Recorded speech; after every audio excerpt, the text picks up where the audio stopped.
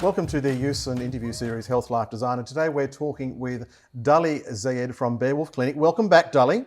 Thanks for having me, John. It's a pleasure to be back. Dully, you've been here before, and but this time we're going to be talking about, I guess, more of a general understanding of what's happening in the men's beauty industry, but also in the beauty industry globally. Now, statistically, as I understand it, there are more procedures happening around the world, not just in Australia, in the last 6 months, and inquiries than ever before. Why is that? Like we said, we spoke before in our podcast previously, it's just people are seeing their face on Zoom meetings and they're realizing, I want to look after myself. I want to look younger. I want to look better on camera. Yeah. I want to look better in a selfie. And the fact that people can't travel, so you know that money they were spending there shifting now onto their appearance. Yeah, isn't that interesting? I've actually gone off of Zoom meetings, and they actually annoy me now. But I know there's the necessity to have them, particularly from a business perspective. But yeah, we tend to look different, don't we, when we look at ourselves on camera? Definitely, yeah. And you start to see your flaws. Are you saying I've got flaws? No. Okay, well, present company, Barewolf, so yeah, done. Absolutely. Yeah. Now, Barewolf, what does Barewolf do? It's a men's clinic. We cater for men, and our therapists are males. So basically, the customer is hair removal and facials. Okay. And we've seen an increase in facials, especially over the last couple of months. Wow, isn't that interesting? And now it's almost, well, it's socially accepted now for men to, I guess, to groom themselves and have a presence. It no longer has the stigma attached to it that it used to, does it? Correct. I'm seeing an increased number of males in their 40s coming in at their mercy and like, help me. I've never even cleansed my face. What do I need to do? Put me on a program. I want to rejuvenate my skin. I want to look good. I want to, reduce the wrinkles. Yeah. So it's been great. Yeah. Well, that's interesting. You say 40s. I mean, that's a particular demographic that you're noticing? Yes, because like I said to you, they're coming in never doing not even a facial in their life. Like I said, they haven't even cleansed their skin. So they've got no idea. But I think that movement is happening where guys, especially guys, are like, okay, it's time. I need to look after my skin before it's too late. Yeah, I mean, 40 years is a long time living life, and there's a lot of life to be lived.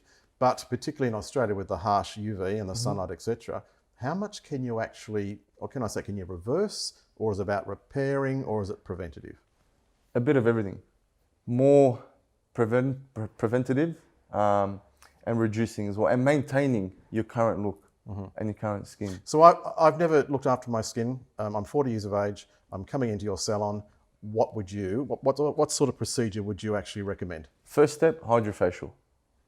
Just to hydrate the skin, cleanse the skin, extract all the blackheads and the whiteheads, and then we'll put you on a program depending on what you want to do. Rejuvenation in terms of wrinkles, fine lines, acne scarring, active acne.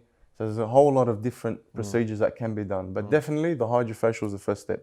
Okay. Now you mentioned before about the fact that yes, we're not liking what we see in computer or selfies, etc. Injectables, Botox, it's on the increase as well as the surgery. Do you recommend those procedures? Yes, I definitely do. I haven't personally done any Botox or fillers. I've tried it once, that was 3 years ago. You do see a significant difference.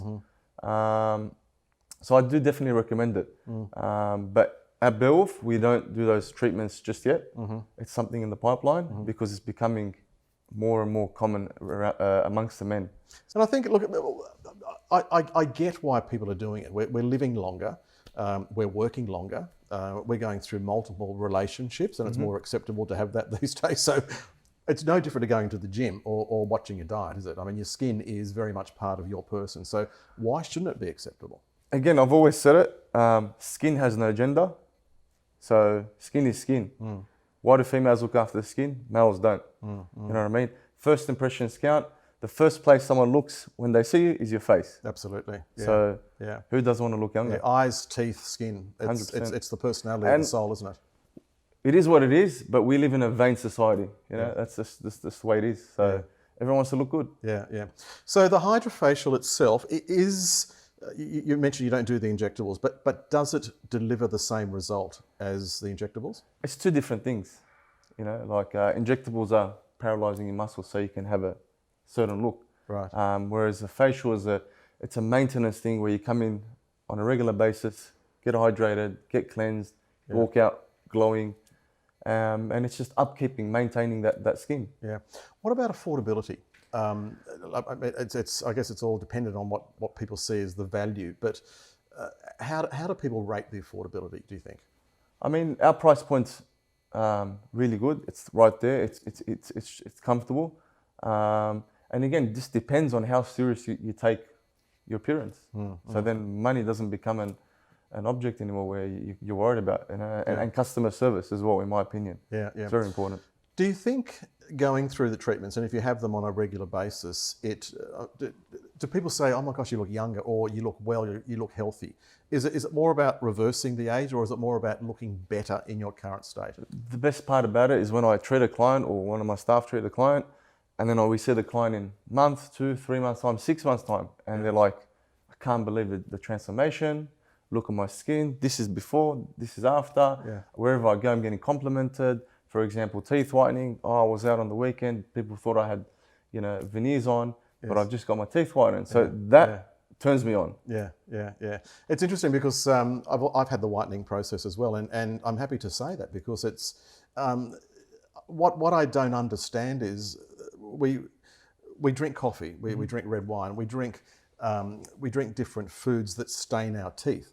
It's no different to washing your body. I mean, Correct. We're not meant to have stained teeth. So the stigma about whitening shouldn't be there at all, but it's amazing how many people go, "Oh, I'd never whiten my teeth." Well, to me, it's just about being clean. That's At it. the end of the day. Yeah. And I think that's the acceptance we're now starting to see with all these procedures, isn't it? Again, social media has made it more acceptable now for men to look after themselves. Yes. So, and people have jumped on board. Yeah.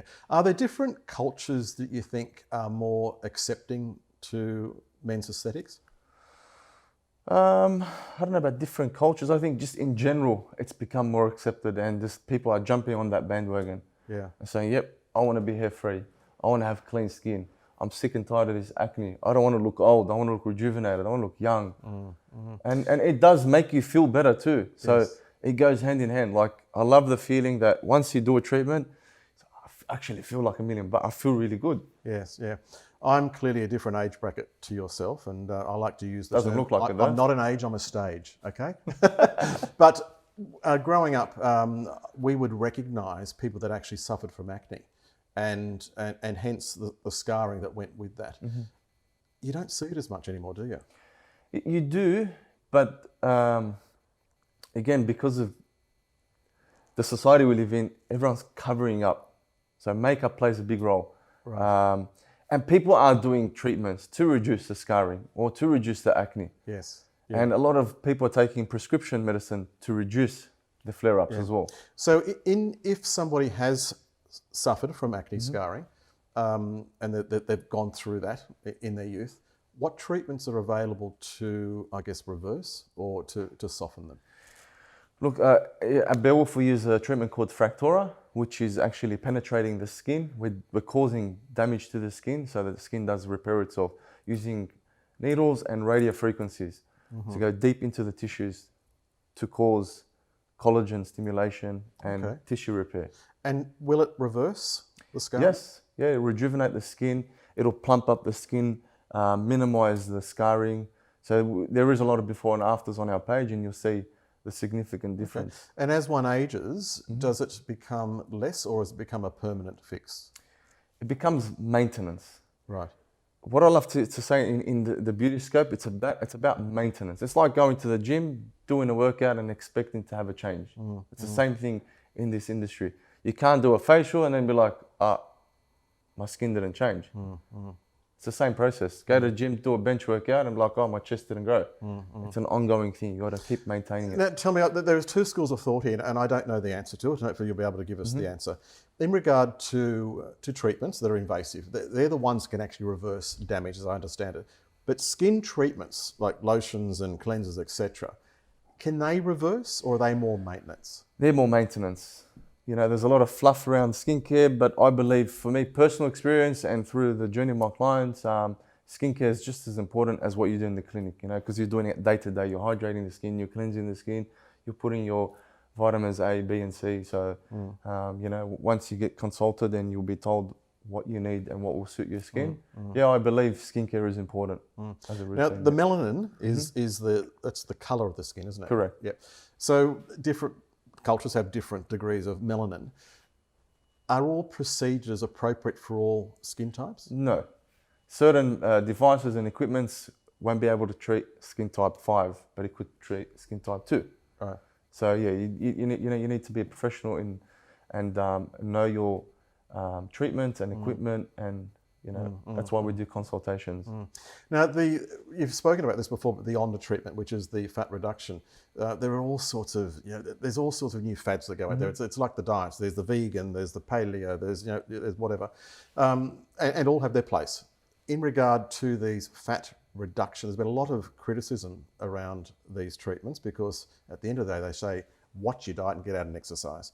But how effective is the Onda treatment that you're practicing at the moment? It's as effective as you want it to be. We can do the treatment and then you can go back, eat your fatty foods, don't diet, and it's not going to make much of a difference. Right. So it works hand in hand. Everything that we do works hand in hand with your choices as well. Right. So how does it work? It uses microwave technology to destroy the fat cells using heat without the pain. Right. So it's penetrating Heat deep. without the pain? Yes. Okay, please explain. General fat dissolving machines generally hurt because they're very topical. So they're very, the microwave technology goes deep into the tissues and it's stimulating and burning the fat cells underneath. Wow. Yep. So once the fat cells have been dissolved, can they return? They can, definitely right. can. But in different places, yes, or in different places, cells? yeah. Okay. And not as stubborn and as frequent in that zone. Gosh, why are we all not having Onda? Tell me about Gym it. memberships will go... No, well, like I said to you, it works hand in hand. So your diet has to be correct, your water intake, and what they say is what's on your fork counts. Yeah, so it's a combination of all. Combination of all. I'm not going to say that you come in here, it's a magic wand, we do it, and your fat's going to dissolve. No. Is it the same heat process? Is what I just picked up on what you said there. Is it the same as whether you go into the incredible cold temperatures? So what you're talking about, the cool sculpting, or you're talking about cryotherapy? Yeah, cool. Is that the same thing, or both? Is that the same? Cryotherapy, there's two different things, yeah. Okay. So cryotherapy is for, which also helps with fat loss, but it's mainly for muscle repair. Cool sculpting is using cold technology to dissolve the fat. So it's the same process, but a different microwave? Yeah. Oh, no, different process. Different process, right. Different technologies. Okay. Wow. I mean, there are so many new developments, aren't there, that we do need to know about at the end of the day, because I mean we are spending money on these things, and we want to know that there is a result at the end of the day. Do your homework, I say. Yeah. Google, they're there to answer all your questions. Yeah. So what's next for Barewolf? What's next for Barewolf? Maintain in the immediate future, and then hopefully we do want to expand and come to local suburbs, and we want to increase that flow and that bandwagon where men are getting involved and looking after themselves and becoming more accustomed and making it a routine to look after themselves and coming to the clinic, get their facials, get their laser hair removals, their teeth whitening, and just grooming as a whole. But tell me again, how did an electrician, a tradie from the western suburbs, get involved with men's aesthetics? It stems back to my childhood as well. Like, I really like to look after myself. And my wife at the time, we set up a business, a hair salon, and then we introduced laser, and then we noticed that there was a demand for men to get laser done. And then I just saw that niche market, that opportunity to treat men. And then it just went from there because men felt more comfortable. It was a safe environment. And then when Barewolf was born, there was nothing like it in the world. There was no clinic for men set up by men. So like all our staff are males and all our clients are males. And just set off like a house on fire, just really exploded. And we had massive growth. So that's how it happened. Wow. Now, Kim Dunlop from The Dating Doctor is on one of our interviews. I must introduce you to, because she deals with men in their of all ages, I should say, who are reinventing themselves after separation and various other things. And you'd be a good contact for her. Definitely. The dating doctor and Dully. Definitely. Yeah. Send them over and give them the makeover. Absolutely. But isn't it wonderful? All these industries and all these interest groups are now supporting networks of men and women, which is great. And it is because we're living longer. We want to make sure we're fulfilled in our next journey of life. Yes, because correct. We're here till our 90s, or we should be. Yeah. And in this space, like the men's space, it's in infancy stage. Like it hasn't been tapped into to its full potential. Like men are just starting to get into it, and the ball and it's happening. The movement's happening. Yes. Yeah. So yeah. Okay. Would you please thank Dully Sayed from Barewolf Mens Aesthetic Clinic for joining us today and giving us a little bit of insight into what's happening globally with men's aesthetics. See you next time. Thank you.